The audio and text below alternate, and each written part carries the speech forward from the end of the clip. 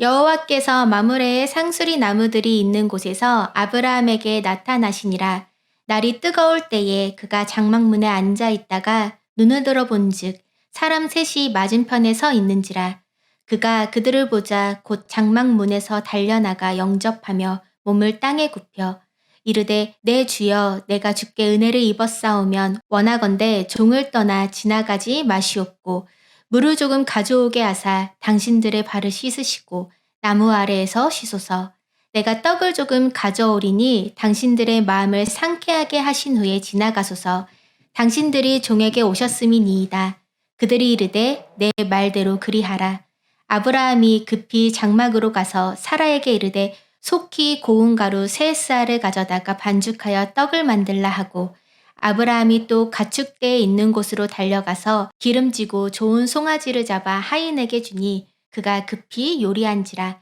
아브라함이 엉긴 젖과 우유와 하인이 요리한 송아지를 가져다가 그들 앞에 차려놓고 나무 아래 모셔 섬에 그들이 먹으니라. 아멘. 네, 개역개정으로 읽으셨네요. 네.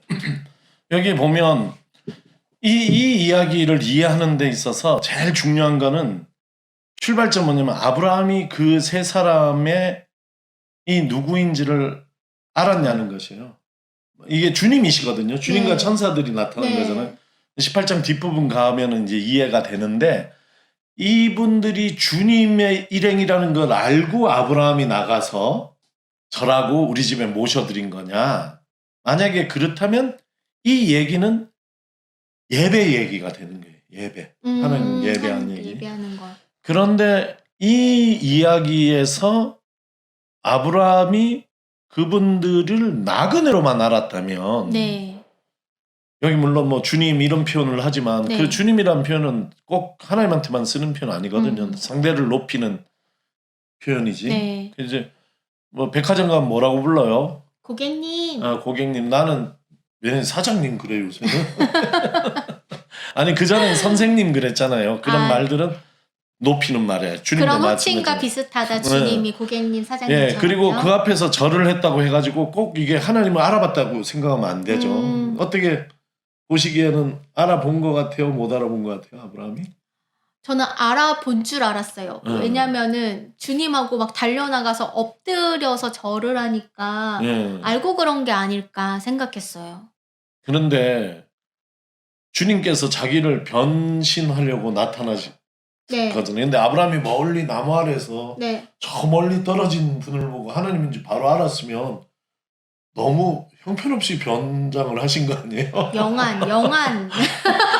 믿음의 눈으로 빛이 나서 주님이시나 이런 게 아닐까. 아니 그러니까 잘 못한 거지 그러면. 이 뒤에 보면 아들을 낳겠다는데 사라가 웃거든. 네.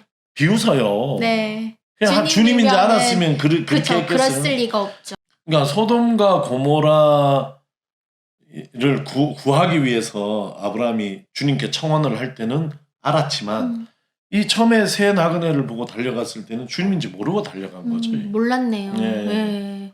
아니 근데 몰랐다고 생각하고 다시 읽으면 엄청나네요. 어떤 면이 아브라함의 행동. 엄청납니까? 아니 일면식도 없는 사람인데 달려나가서 막 어서 오소서 청하건대 물을 주고 막 고운 떡을 만들라고 하고 살찐 송아지를 대접하고 이게 사실 엄청나게 자신의 것을 드리는 거잖아요. 그렇죠. 그래서 이거는 이게 예배 이야기로 읽을 것이 아니라 환대의 이야기로 읽어야지 돼요. 환대. 와. 나그네에 대한 환대라고. 나그네에 대한 환대. 네, 그렇죠. 환대 이야기로 읽을 때에 이 이야기는 더 빛나는 것이에요. 그리고 그 식사 안에는 환대의 그 원리 같은 게 숨어 있는 거죠. 아브라함이 대접한 식사 한 끼에. 그리고 이 성경은 그 식사 먹고 마심을 대접하는 모양새 속에서 아브라함의 환대에 대해서 지금 이야기하고 있는 것이거든요. 그리고 이 고대 근동 문화에서 네. 성경은 물론이고 고대 근동의 넓은 문화 속에서는 환대야말로 정말 꼭 해야 되는 것이고 복받을 일이에요 이게. 왜 그 고대 근동사에서 환대가 꼭 해야만 하는 일이었어요? 그들의 문화입니다. 그게. 그냥 그들의 문화. 예. 그게 어떻게 특별히 고대 근동에서 그런 문화가 발전하게 됐는지는 조금 주제가 너무 넓은 주제. 나중에 송민원 목사님한테 물어보도록 아, 그렇게 네네, 할게요. 알겠습니다. 근데 어쨌든 여기서 중요한 것은 아브라함의 환대다. 예, 그럼요. 그래서 예를 들어서 그 마태복음 25장이죠. 물 주고 굶주렸을 때 밥 주고 이런 것이 내게 한 것이다. 내게 한 것이다 하시면서 나누는 근거가 되잖아요. 그것도 환대 이야기잖아요. 또 다른 강의가 될까봐 내가 지금 말을 안 하는데 네. 근데 여기서 성경 안에 환대에 대한 얘기가 정말 많아요. 근데 여기서 환대라는 게 단순히 자신의 집으로 모셔드리는 것뿐만이 아니라 편히 쉴 수 있는 장소와 먹고 마실 수 있는 것들을 제공한다라는 의미인 거죠. 예. 그 소돔과 고모라 망한 얘기에서도 롯은 딸을 내줄 정도로 이 나그네를 지키려고 한 거거든요. 그거는 그 환대 코드로 이해를 해야지 되는 것이에요. 아스피탈러티의 문화로. 그래서 환대의 신학이라는 게 있어요. 굉장히 발전해 있어요. 서양에서는. 환대라는 것은 굉장히 큰 신학적 주제 중에 하나예요. 그러나 안타깝게도 우리 교회에서는 한국 교회에서는 그런 주제가 별로 부각이 되지 못하고 있죠. 그쵸. 그리고 환대라는 것이 영어로는 hospitality인데 이런 말도 그렇게 흔하지 않잖아요. 네. 우리는 별로 이게 좀 낯선 말인데 굉장히 신학적 중심 주제라고 이게. 네, hospitality 신학이라는 것이 그래요. 그래서 성경에 보면 이런 얘기들 있잖아요. 내가 찾았는데 한번 읽어볼게요. 네. 로마서 12장 13절 성도들이 쓸 것을 공급하고 손님 대접하기를 힘쓰십시오. 히브리서 13장 이제 나그네 대접하기를 소홀히 하지 마십시오. 디모데서 3장 2절 감독의 자격 중에 나그네를 대접하며 디도서 1장 8절에도 손님을 잘 대접하며 베드로 4장 9절에도 서로 따뜻하게 대접하십시오. 이런 말들이 나온단 말이에요.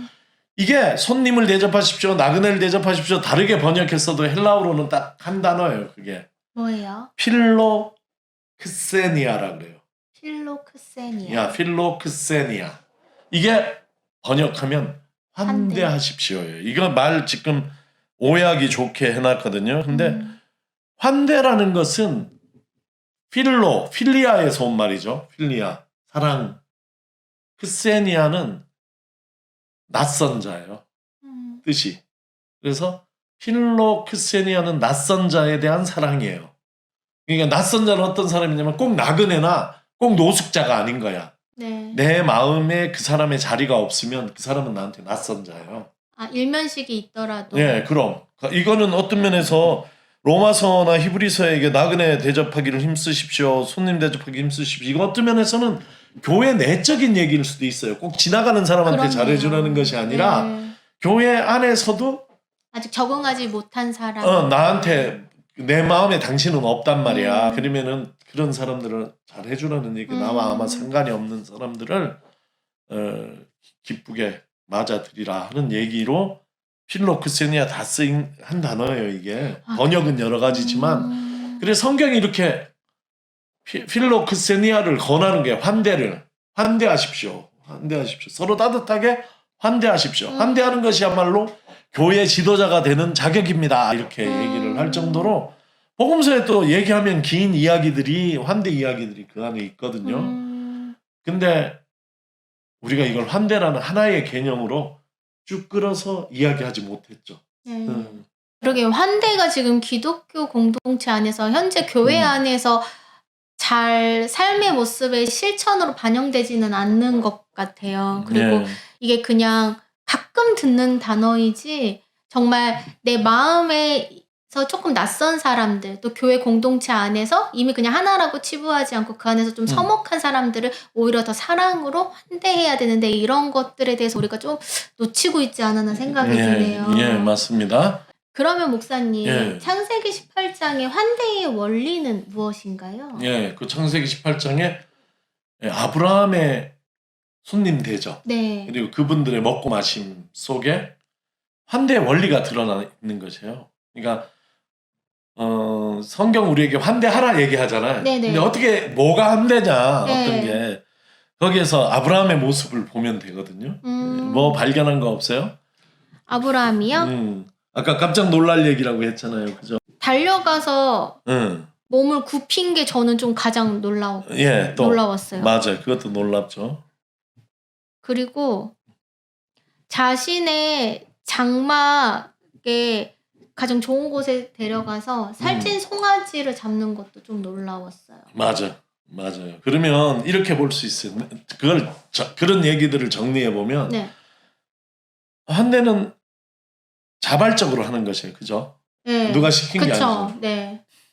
아브라함이 내가 먼저 한 거야. 네. 달려간. 그것도 봐봐. 이 더운 여름날에 치는 듯이 나무 아래에서 쉬고 있는데 저기에 살짝 오르막이었던 것 같아. 사람 지나가면은 누가 지나가는 것 같다. 그쵸. 아브라함이 달려나간 그 마음 먼저 내가 네. 먼저 이게 1번이죠. 그러나 이 환대를 내가 수용할 것인가 말 것인가는 그들 쪽에 맡기는 거죠.